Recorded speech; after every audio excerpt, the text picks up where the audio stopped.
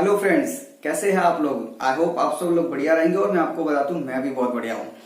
आज की क्लास में हम चैप्टर नंबर 5 है वो डिस्कस करने वाले हैं और chapter number 5 that is admission of a partner. ठीक है ना। और ये आपके एग्जाम के बोर्ड के एग्जाम में टोटल 9 मार्क का वेटेज है वो रखता है। 2 क्वेश्चन इस चैप्टर से आपके आएंगे बोर्ड के एग्जाम में। एक तो 1 मार्क का आपका 1 सेंटेंस वाला क्वेश्चन आएगा और आपका 8 मार्क का एक प्रैक्टिकल क्वेश्चन आएगा। तो 2 क्वेश्चन इस चैप्टर से आएंगे और टोटल वेटेज जो है वो 9 मार्क का होता है।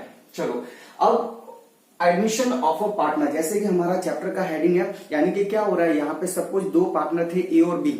ठीक है ना। एग्जिस्टिंग में 2 पार्टनर थे, वो अपना पार्टनरशिप फॉर्म है वो कंटिन्यू कर रहे थे, लेकिन आज उन्होंने डिसाइड किया कि एक पार्टनर, न्यू पार्टनर सी को एज ए न्यू पार्टनर है वो क्या करते हैं, फर्म में अपॉइंट करते हैं। तो जब भी नया पार्टनर अगर एडमिशन लेगा हमारी फर्म में, ठीक है ना, तो ऐसी सिचुएशन में क्या क्या अकाउंटिंग इफेक्ट आएगी, ठीक है ना, क्या क्या लेजर अपने को बनाने पड़ेंगे और क्या क्या एडजस्टमेंट करना पड़ेगा, वो सारा हम इस चैप्टर में डिस्कस करने वाले हैं। मैंने आपके प्रैक्टिकल क्वेश्चन के पॉइंट ऑफ व्यू से क्या क्या की पॉइंट है वो मैंने यहाँ पे लिख दी है। ये हमको डिटेल में सीखने हैं, ठीक है ना। फिर फाइनली हम यहाँ पे जो हमारा 5th जो हेडिंग है इसमें, उसमें हम क्या करेंगे, प्रैक्टिकल क्वेश्चन सॉल्व करेंगे। तो मैं आपको पहले ये बता देता हूँ।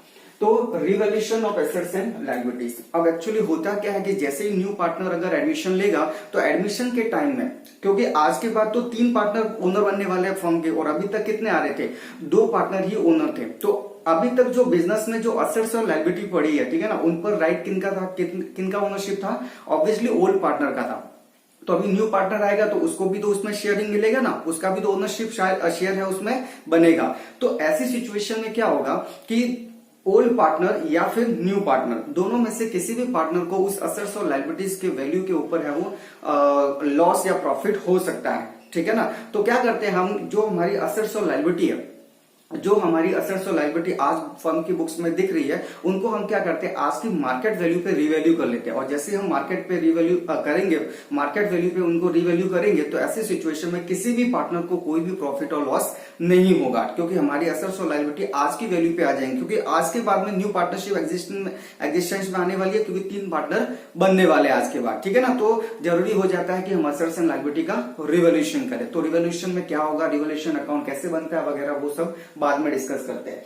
सेकंड हेडिंग हमें हमारा है रेशियोज का, यानी कि यहाँ पे आपको सैक्रिफाइसिंग रेशियो ऑब्वियसली कैलकुलेट करना पड़ेगा, क्योंकि न्यू पार्टनर आएगा तो ओल्ड पार्टनर में से किसी न किसी पार्टनर ने तो क्या किया होगा, सैक्रिफाइस किया होगा। ठीक है ना। तो वो सैक्रिफाइस रेशियो कैसे कैलकुलेट करना है, और साथ ही साथ न्यू प्रॉफिट शेयरिंग रेशियो, क्योंकि अभी तक 2 पार्टनर थे, फिर उसके बाद में 3 पार्टनर हो जाएंगे, तो तीनों का न्यू प्रॉफिट शेयरिंग रेशियो क्या रहेगा, उस टाइप के क्वेश्चन भी, मतलब ये पॉइंट भी अपने को देखना पड़ेगा। ठीक है ना। फिर उसके बाद में premium for goodwill, premium for goodwill क्या होता है, ठीक है ना, अलग से इसको सेपरेटली मैं कवर करूंगा। ठीक है ना। तो होता क्या है एक्चुअली कि न्यू पार्टनर जब आता है तो वो क्या लेके आता है, प्रीमियम फॉर गुडविल और कैपिटल, 2 चीजें लेके आता है। मैं आपको इसके बारे में बाद में बताता हूं।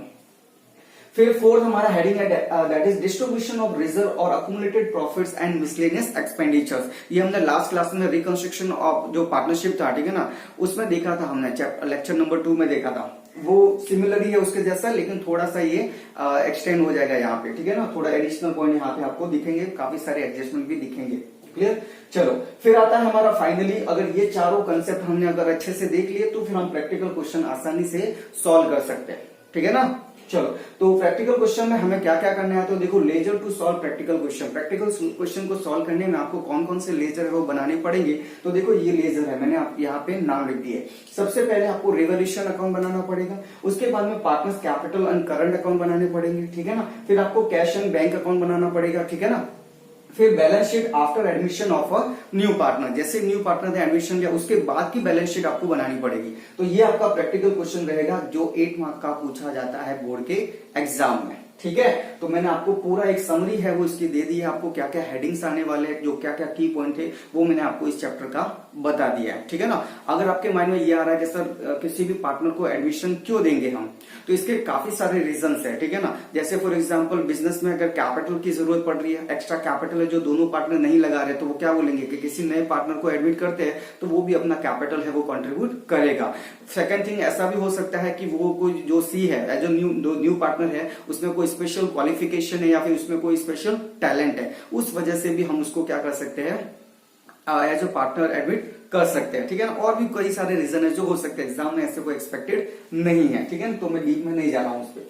चलो अभी हम यहाँ पे वन बाय वन इनको डिस्कस करेंगे, ठीक है ना। तो सबसे पहले हम revaluation of assets and liability उसको डिस्कस करते हैं। So let's try to understand that what is revaluation and revaluation account कैसे बनता है। देखो इसकी जर्नल एंट्री आपको नहीं पूछी जाती, ठीक है ना। जर्नल एंट्री इसकी आपको नहीं पूछते हैं वो लोग, लेकिन प्रैक्टिकल क्वेश्चन को सॉल्व करने में हमें जरूरत होती है इसकी। तो क्या करते हैं हम, मैं आपको डायरेक्टली रिवैल्यूएशन अकाउंट कैसे बनता है, मैं आपको लेजर का फॉर्मेट है वो बता रहा हूं, ठीक है ना। ऑटोमेटिकली जर्नल एंट्री आपको समझ में आ जाएगी, ठीक है, फाइन। सो रिवैल्यूएशन अकाउंट का देखो फॉर्मेट इस तरीके से रहेगा। नॉर्मल जो हमारा लेजर का फॉर्मेट रहता है सेम वैसा का वैसा फॉर्मेट ये भी है। आपको क्या करना है, डेबिट और क्रेडिट साइड में क्या क्या लिखना है। तो देखो अगर आपको लॉसेज होता है तो डेबिट साइड में शो करना है, और अगर आपको प्रॉफिट होता है तो कहां पे शो करना है, क्रेडिट साइड में। रिवैल्यूएशन से मतलब असेट्स और लायबिलिटी का अगर रिवैल्यूएशन करोगे तो क्या होगा, या तो असेट्स, सपोज असेट्स है तो असेट्स का वैल्यू या तो ज्यादा होगा या तो कम होगा, लायबिलिटी का वैल्यू या तो ज्यादा या तो कम होगा। तो ऐसी सिचुएशन में जो इंक्रीज या डिक्रीज होगा तो उसकी वजह से अगर आपको लॉस हो रहा है तो डेबिट साइड में शो करो, और अगर आपको प्रॉफिट हो रहा है तो क्रेडिट साइड में शो करो, ठीक है ना। चलो अब लॉस कैसे होगा सर, तो मैं आपको बता दूं कि अगर जैसे फॉर एग्जांपल अगर आपकी बुक्स में फर्नीचर दिख रहा है, ठीक है ना, अभी तक जो ओल्ड फर्म थी उसमें जो फर्नीचर है वो 10,000 रुपीज का दिख रहा है, और आज उसका मार्केट में अगर वैल्यू है, आज उसका अगर मार्केट में जो वैल्यू है वो अगर 7,000 रुपीज हो जाता है, तो बताओ 3,000 का लॉस हो गया कि नहीं हो गया, क्योंकि आपने तो 10,000 में खरीदा होगा, ठीक है ना। या फिर आपकी बुक्स में वो कितना दिख रहा है, 10,000 का, और आज उसका मार्केट में क्या वैल्यू है, 7,000, तो 3,000 का क्या हो गया, लॉस। यानी कि जब भी असेट्स के वैल्यू में डिक्रीज होगा, जब भी असेट्स के वैल्यू में डिक्रीज होगा, ठीक है ना, तो ऐसी सिचुएशन में आपको लॉस होगा। आज आप मोबाइल खरीद के लेके आते हो सपोज, ठीक है ना, आप कोई भी सैमसंग का मोबाइल लेके आ गए, ठीक है ना, सपोज जो आपने 25,000 में लेके आए, ठीक है ना, और आफ्टर 1 मंथ या आफ्टर 1 ईयर उसका जो वैल्यू है सपोज 15,000 हो जाता है, तो ऑब्वियसली आपको प्रॉफिट हुआ कि लॉस हुआ ना, ऑब्वियसली, ठीक है। तो उसी तरीके से यहां पर भी होता है। तो असेट्स की वैल्यू अगर डाउन होगी, यानी असेट्स की वैल्यू में रिडक्शन होगा, या फिर असेट्स की वैल्यू डिक्रीज होगी, तो फिर उसको लॉस मानेंगे, ठीक है ना। तो फिर आपको क्या लिखना है, रिवैल्यूएशन अकाउंट के डेबिट साइड में लिखना है टू एसेट्स, रिस्पेक्टिव एसेट्स का नाम लिखना है। जैसे अगर फर्नीचर है तो टू फर्नीचर अकाउंट, बिल्डिंग है तो टू बिल्डिंग अकाउंट। सर कितने से लिखना है, तो जितना रिवैल्यू अमाउंट है ना, मतलब जो एक्सेस, जो इंक्रीज और डिक्रीज है, ठीक है ना, जो सरप्लस एक्स्ट्रा अमाउंट है उसी को आपको लिखना है। जैसे फॉर एग्जाम्पल अगर मैं 10,000 और 7,000 वाला एग्जाम्पल अगर कंटिन्यू करूं तो उसमें 3,000 से क्या हो रहा है, हमारे एसेट्स का वैल्यू हमें डिक्रीज करना पड़ रहा है, तो 3,000 का रुपीज ये यहाँ पे आएगा, यानी टू फर्नीचर आप लिखोगे कितने से, 3,000 से। क्लियर है। सेम वे में कई बार ऐसा हो सकता है ना कि हमारी लायबिलिटी है वो इंक्रीज हो गई। फॉर एग्जांपल कोई क्रेडिटर होगा और क्रेडिटर को पेमेंट करना था अपने को, हमने परचेज किया होगा तो उसका पेमेंट करना था। अब वो क्रेडिटर ये बोलता है कि आपने काफी सारा डिले कर दिया है, तो डिले की वजह से मैं तो आपके, जैसे फॉर एग्जाम्पल वो हमारे 20,000 रुपीज है वो मांग रहा था, क्रेडिटर कितने का था, 20,000 का, लेकिन क्योंकि हमने अननेसेसरी का काफी सारा डिले कर दिया, ठीक है, ज्यादा का डिले कर दिया टाइम पीरियड का, तो ऐसी सिचुएशन में वो हमसे कितना मांग रहा है, 21,000 मांग रहा है।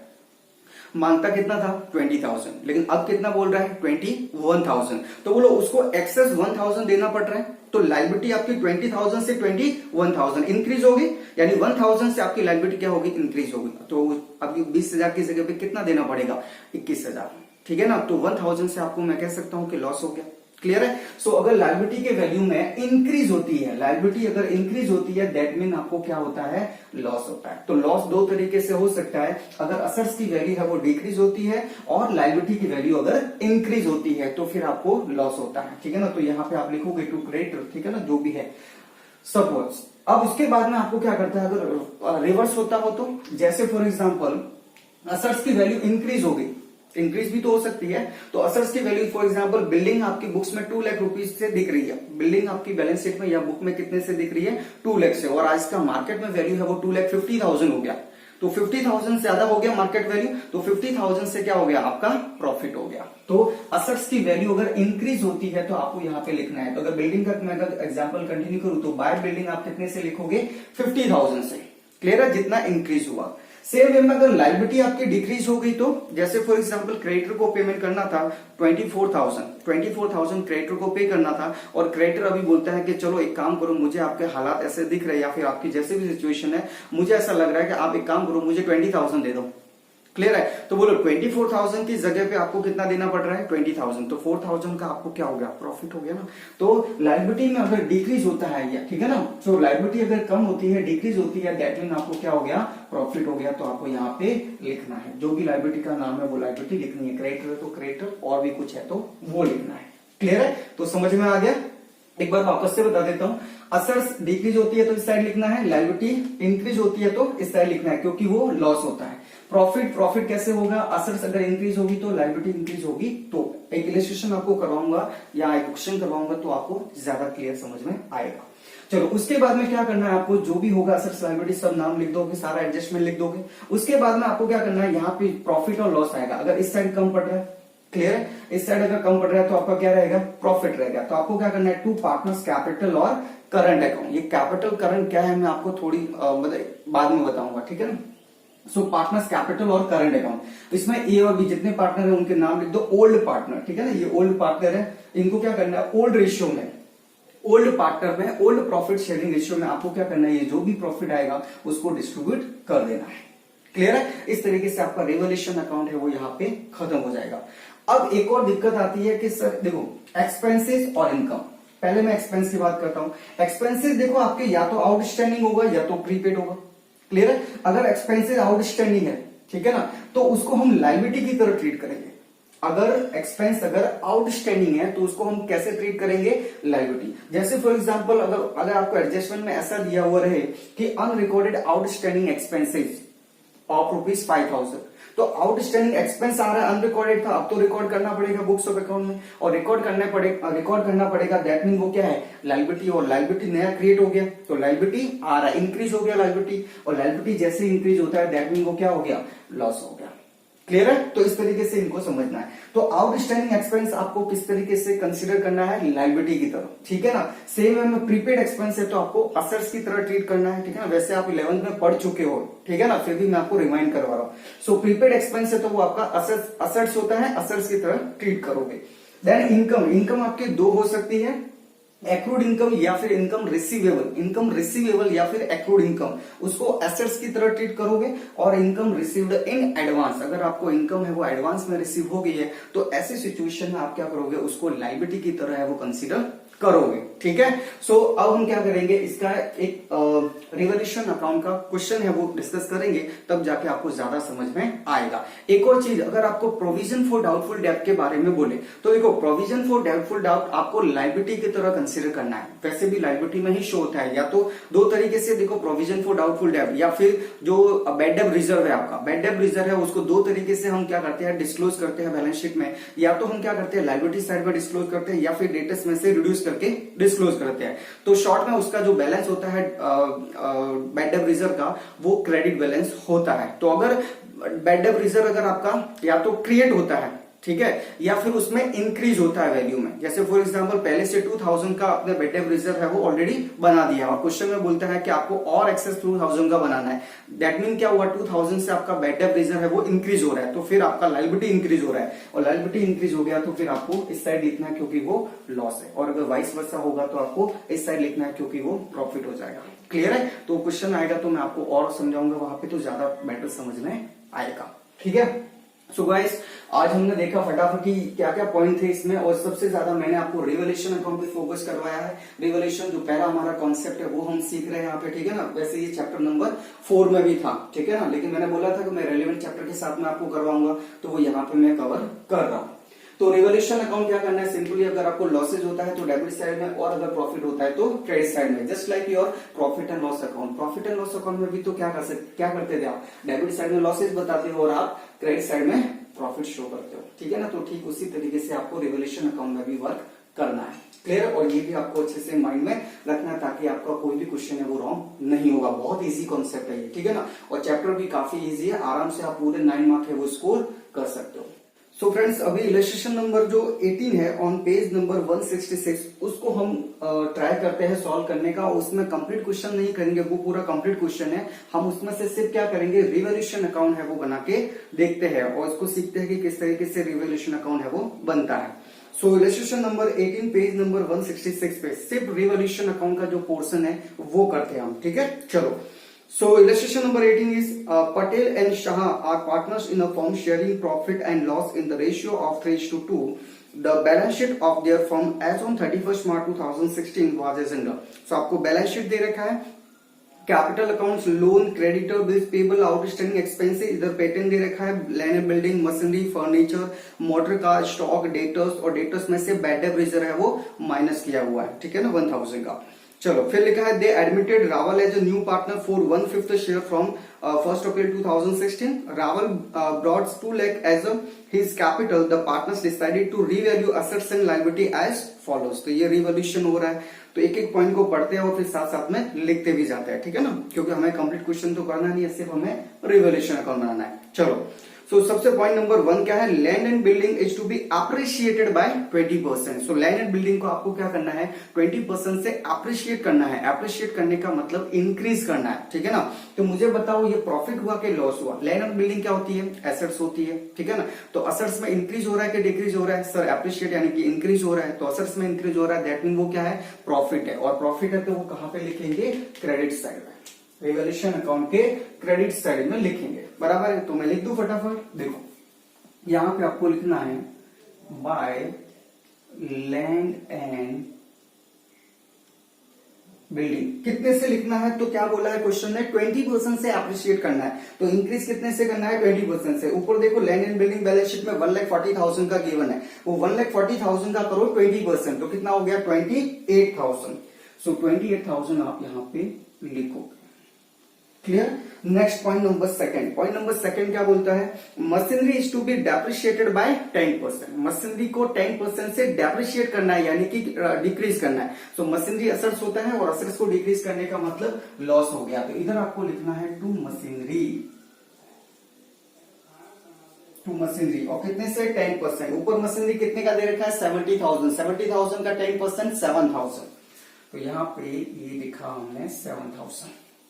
उसके बाद में furniture is to be valued at ₹60,000। So furniture देखो बैलेंस शीट में कितने का गिवन है, बैलेंस शीट में 80,000 का है, और आज उसका रिवैल्यूड अमाउंट कितना है, 60,000। मींस 20,000 से क्या करना है, रिडक्शन करना है, रिड्यूस करना है, डिक्रीज करना है, ठीक है ना। सो फर्नीचर को डिक्रीज करने का मतलब लॉस हो गया। तो इधर आप लिखोगे टू फर्नीचर,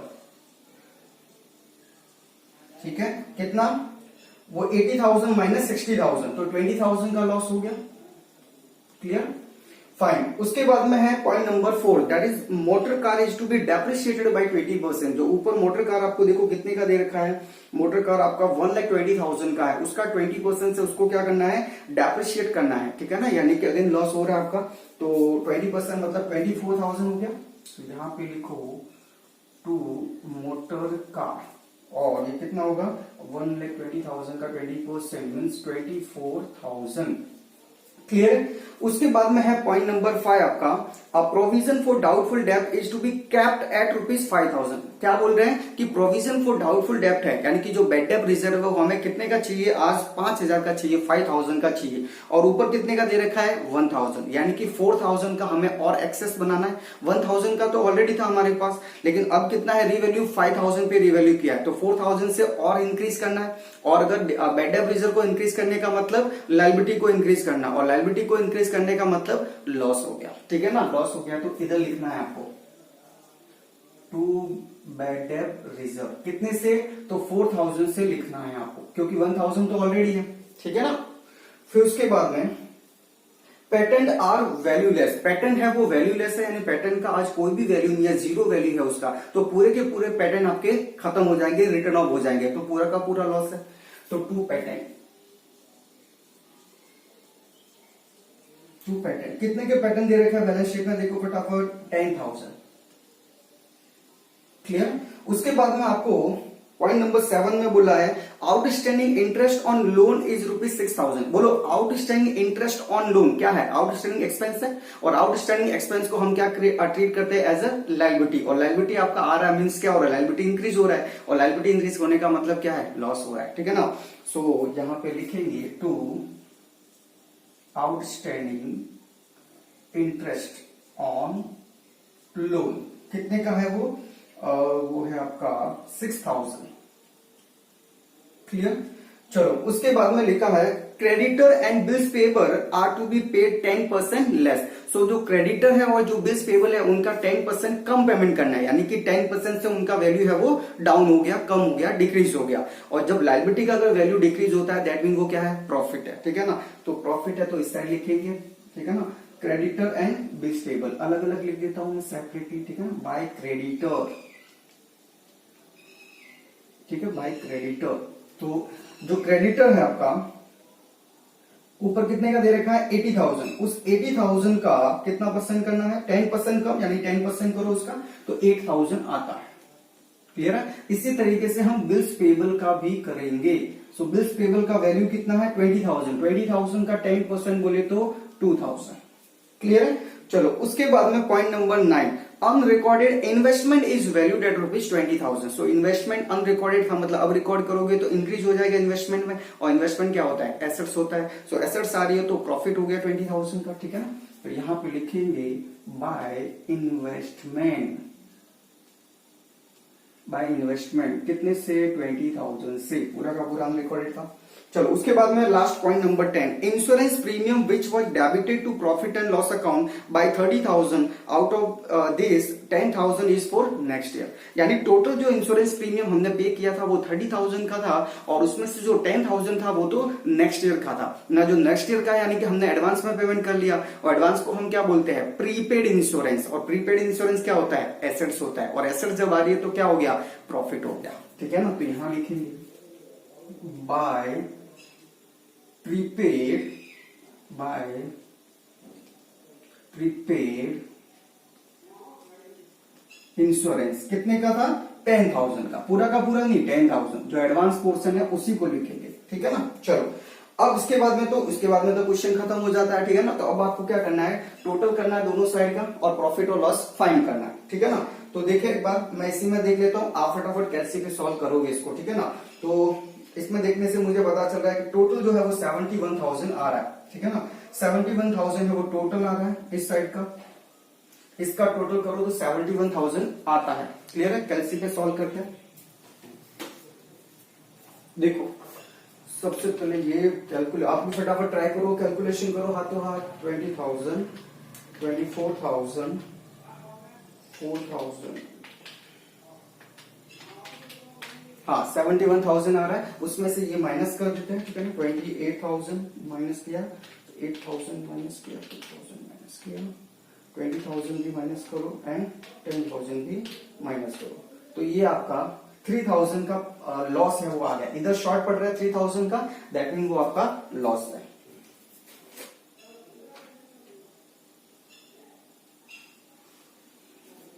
सो 3,000 का आपका लॉस आ गया। तो इधर क्या लिखेंगे बोलो, इधर लिखेंगे बाय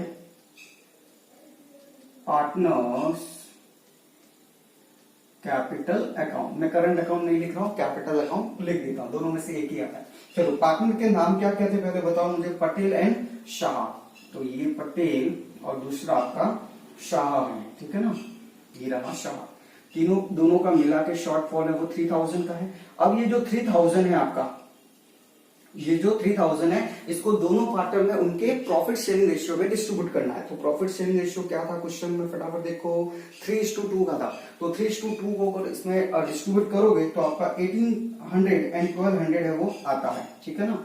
सो 1800 एंड 1200 आपका ये आंसर आता है। सो पटेल एंड शाह का आपका जो रिवोल्यूशन का जो लॉस है, ठीक है ना, वो इधर आया तो लॉस है, इधर आता तो प्रॉफिट होता है। ये लॉस को हम क्या करेंगे, कैपिटल अकाउंट में ट्रांसफर करेंगे। वो आगे का प्रोसीजर हम बड़े क्वेश्चन में देखेंगे जब पूरा कंप्लीट क्वेश्चन है वो करेंगे।